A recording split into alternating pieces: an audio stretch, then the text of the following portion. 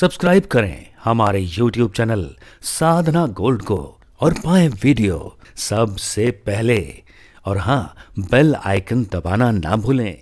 बिना नहाए रसोई में प्रवेश नहीं करना चाहिए। रसोई में माता अन्नपूर्णा का वास होता है,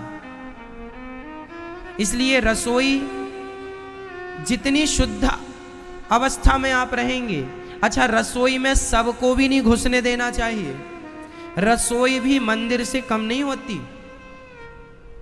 रसोई भी एक प्रकार का मंदिर है भाई। भोजन ही तो सब कुछ है। आप कमाते किसके लिए हैं? खाने के लिए, भोजन के लिए। और भोजन जितना शुद्ध होगा, हमारी बुद्धि, हमारा मन, विचार उतने शुद्ध होंगे। इसलिए रसोई में कोई भी ना घुस जाए, कोई ना, सबकी एंट्री ना रखा करो रसोई में। शुद्ध अवस्था में कोई भी ना जाए। आप जाएं, शुद्ध अवस्था में जाएं, नहा धोकर जाएं, पवित्र अवस्था में भोजन बनाएं। और भाव यही रहे कि हम भोजन भी भगवान के लिए बना रहे हैं। ये भाव से भोजन बने। आजकल तो आप लोग चप्पल पहन के बनाते हैं भोजन। क्यों? रसोई में कांटे बिछा रखे हैं। कांटे, आपके पति ने कांटे बिछा रखे हैं बबूल के, तो आपको चप्पल पहनना पड़ता है।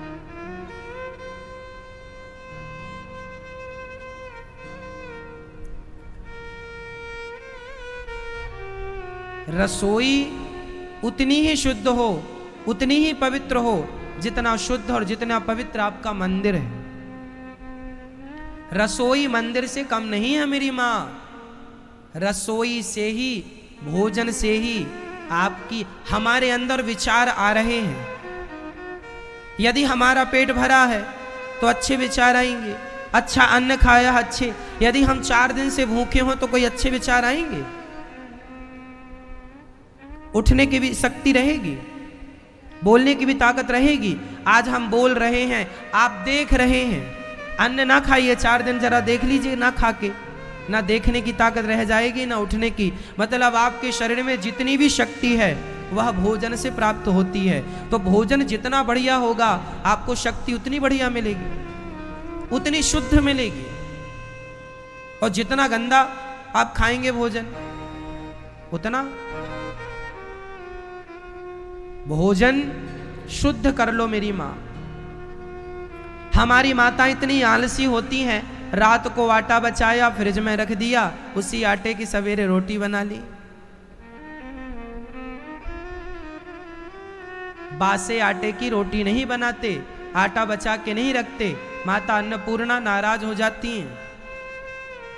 दरिद्रता का वास होता है, दरिद्रता आती है।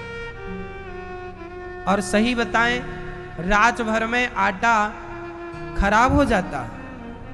आपने फ्रिज में रख दिया, ठंडक के कारण पता नहीं चल रहा है, महक नहीं रहा है, पर वो खराब हो गया है। आपके घर में अन्नपूर्णा माता, लक्ष्मी माता नहीं आएंगी यदि आप ऐसी गंदी हरकत करेंगे तो। कई लोगों के घर में रात्रि के जूठे बर्तन पड़े रहते हैं, रसोई बिल्कुल फैली रहती है। सोने के पहले रात को रसोई साफ करके सोया करो, बर्तन बर्तन धुल लिया करो। काम वाली बाई के भरोसे ना बैठे रहा करो, तुम भी कुछ कर लिया करो। कुछ तो धुल लो, जूठी थालियां तो ना रहें। चलो कढ़ाई बाई धुल लेगी, पर जूठी थालियां तो तुम धुल के रख दो।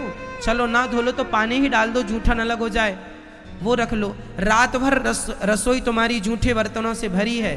कहते हैं जब हम सो जाते हैं ना, तो माता लक्ष्मी घर घर भ्रमण करती हैं, देखें तो भक्त कैसे रहते हैं, किन की रसोई अच्छी है, कैसा है। रात को भगवान विचरण करते हैं, मुआयना करते हैं भक्तों का, देखें तो क्या होता है, कैसे रहते हैं लोग। इसलिए जैसी राखो शुद्धि, वैसी बने बुद्धि। रसोई साफ सुथरी होनी चाहिए। रात को जूठे बर्तन रसोई में ना पड़े रहें, या फिर बर्तनों का अलग स्थान बनाइए तो वहां इकट्ठा करके रख दीजिए, रसोई से अलग। रसोई बिल्कुल आपकी साफ होनी चाहिए, जहां भोजन बनता है।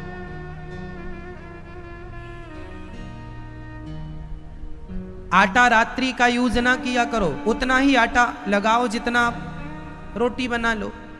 रोटी बच गई तो कोई बात नहीं, सवेरे गौ माता को खिला दो, बुराई नहीं है।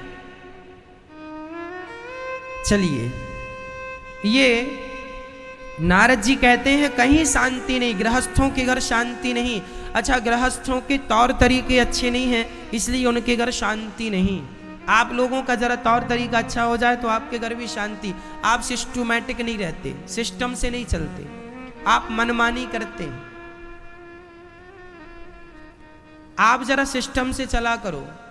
आज हम गृहस्थों को देखते हैं, आपने कोई सामान निकाला तो जहां से आप सामान निकालते हैं, आप निकाल कर उसका उपयोग करके वो सामान वहीं नहीं रखते, कहीं और पटक देते हैं। फिर उसी सामान को आप ढूंढने लग जाते हैं, अरे यहीं था, कहाँ चला गया। यदि आपने ये आदत बनाई होती कि जो जहां से निकालेंगे वहीं रखेंगे तो फिर आपका समय बचेगा, जब भी सामान की जरूरत होगी वो उसी स्थान पर मिलेगा। हर सामान का एक सम्यक स्थान बनाओ कि ये वस्तु यहां ही रहे। ये गृहस्थों के लिए अनिवार्य है। कपड़े का स्थान ये है, जूता चप्पल का स्थान ये है, दाल चावल का स्थान ये है, मिर्ची मसाला का स्थान ये है, बर्तनों का स्थान ये है। अब मिर्ची मसाला की जगह पर कोई बर्तन रख दे और बर्तनों की जगह मिर्ची मसाला रख दे, व्यवस्था में बिगड़ जाएंगी। हम गृहस्थियों को अपने घर को साफ सुथरा रखना चाहिए, शुद्ध रखना चाहिए। जब घर अच्छा होता है तो अच्छे विचार आते हैं। घर फैला हो, घर आपके घर में बिल्कुल फैलाव हो, कपड़े कहीं पड़े हैं, टॉवल कहीं पड़ी है, बर्तन कहीं पड़े हैं, रोटियां कहीं पड़ी हैं, गंदगी पड़ी है, फिर देखना ऐसे घर में आप रहोगे, आपके विचार भी गंदे हो जाएंगे। आप पति पत्नी में झगड़े की स्थिति उत्पन्न हो जाएगी। गंदगी फैलाने से घर में वास्तु दोष लग जाता है। कौन सा दोष लग जाता है? वास्तु दोष लग जाता है। घर में अशांति हो जाती है। इसलिए घर में शांति के लिए एक सामान की स्थान बनाओ।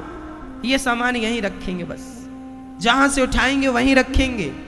आज हमारे भारत में ऐसे लोग हैं, दरवाजा खोल देते हैं और दरवाजा खोल तो लेते हैं, वापस लगाते नहीं हैं।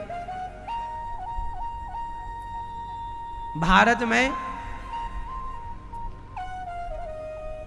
इतने अव्यवस्थित लोग रहते हैं कि टॉयलेट जाते हैं, टॉयलेट करके आ जाते हैं, फ्लश तक चालू नहीं करते कि पानी डाल दें तो वो गंदगी अंदर चली जाए। इतने अव्यवस्थित लोग यदि कहीं पाए जाते हैं तो भारत में पाए जाते हैं। हाँ या ना? बाथरूम में आप, वॉशरूम में आप जाते हैं, बाथरूम करते हैं, बाथरूम करके आ जाते हैं। भारत के लोग ऐसे हैं, कुछ अव्यवस्थित लोग उसमें पानी तक नहीं डालते कि पानी डाल दें तो साफ हो जाए, शुद्ध हो जाए ना। वॉशरूम जाते हैं, बाथरूम आप जाते हैं, ना तो पांव धुलते हैं अपने, ना तो हाथ धुलते हैं, ना तो कुल्ला करते हैं। वापस आके आप अपनी रसोई में चले जाते हैं, वापस आके आप अपने बेडरूम में चले जाते हैं।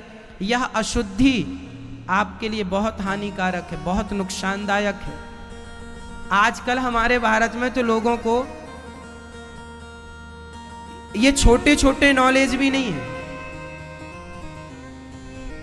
हाँ भैया, ऐसे अव्यवस्थित लोग भारत में पाए जाते हैं। सुधरने नहीं उनको, उनकी कई बार 50 बार बताओ कि बेटा ये ऐसा नहीं करना, पर फिर भी कहे कहे नहीं मानते, सुनते ही नहीं।